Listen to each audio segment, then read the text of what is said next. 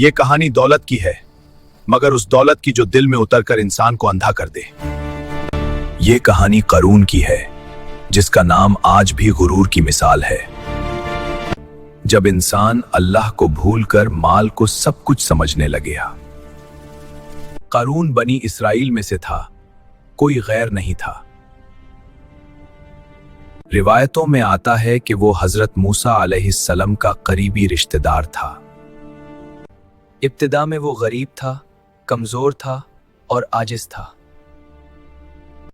پھر اللہ نے اسے ایسی دولت دی جو گنئی نہیں جا سکتی۔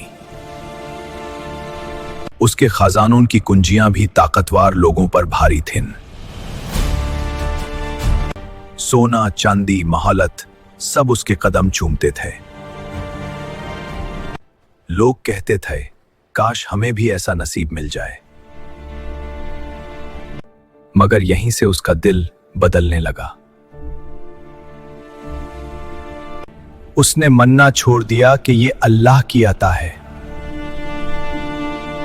اس نے کہا، یہ سب میری عقل اور علم کی وجہ سے ہے۔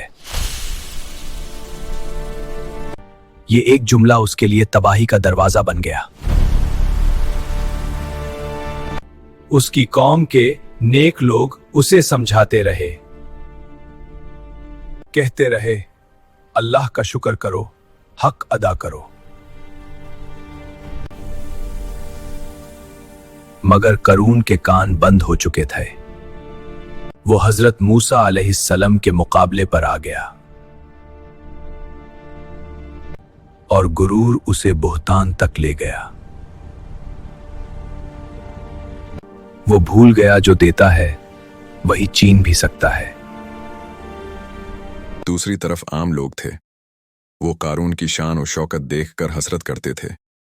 وہ کہتے تھے کہ کاش ہمارے پاس بھی ایسا مال ہوتا، ایسی زندگی ہوتی۔ وہ یہ نہیں دیکھ پا رہے تھے کہ اس چمک کے پیچھے اندھیرا کتنا گہرا ہے۔ مگر اہل علم اور اہل ایمان جانتے تھے کہ اصل کامیابی مال نہیں، بلکہ اللہ کی رضا ہے۔ پھر وہ دن آیا جس دن زمین نے حکم مان لیا۔ اللہ نے زمین کو حکم دیا، اور زمین نے قارون کو اس کے خزانوں سمیت نگلنا شروع کر دیا۔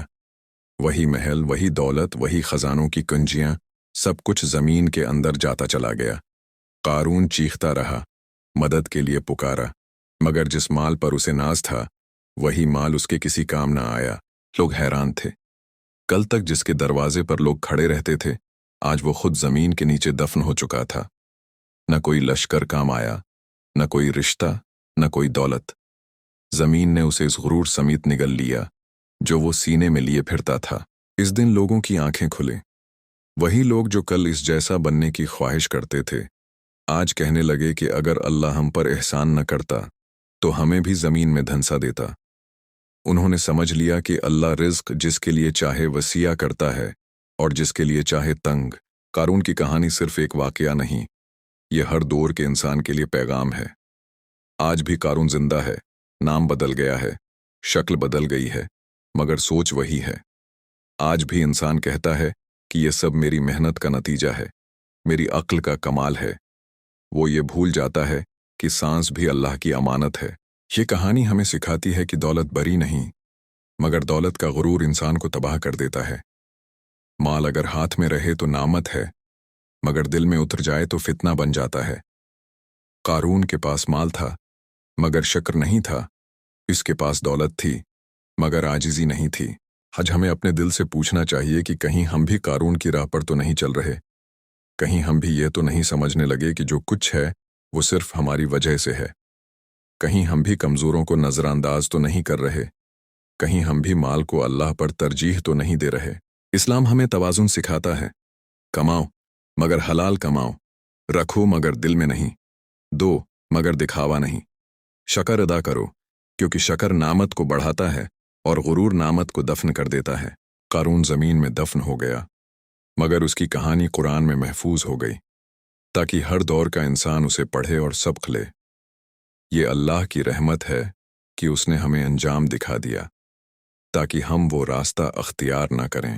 آخر میں یہی نصیحت ہے کہ مال کو مقصد نہ بناؤ بلکہ وسیلہ بناؤ۔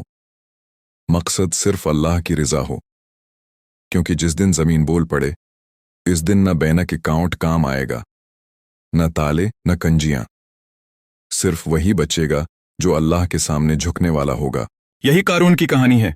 यही दौलत का इंजाम है।